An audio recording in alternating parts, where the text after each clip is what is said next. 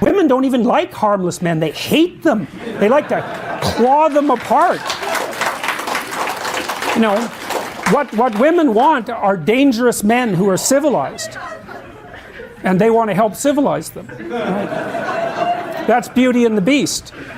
So, you know, I'll tell you a funny story, and only engineers could have come up with this, because they're the only ones that have the unparalleled blindness to social convention that would allow them to discover it.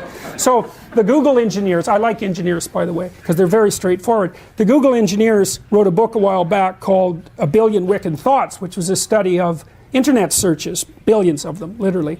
And they were looking a lot at pornography use. And, well, there's lots known about male pornography use, partly, and it's easy to understand. I mean, males are, you know, pretty visually oriented, and what attracts them to pornography is fairly straightforward. You can tell that if you look at graffiti in a men's washroom. You know, it's like 2 circles in a triangle, and the men are absolutely transfixed by it. So for women, the story is more complex. They use pornography too, but it tends to be literary, because women tend to like words more than they like visual stimuli. And so the Google guys tried to track down the archetypal structure of, well, they didn't use those words, of female pornography use. And so some of you know, how many of you know what a Harlequin romance is?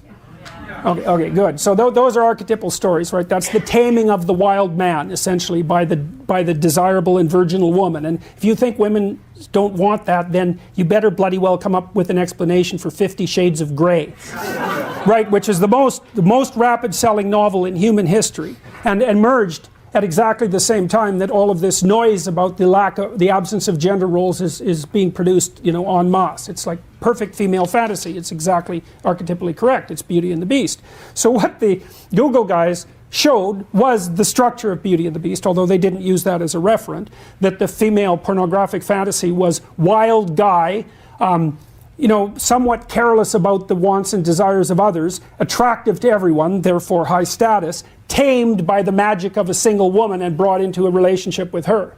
Okay, so, but here's the comical part. This just made me laugh, man. It was like, what were the 5 categories of most desirable male entity used most broadly in female pornography?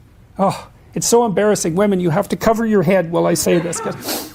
Vampire, werewolf, billionaire, surgeon, and pirate.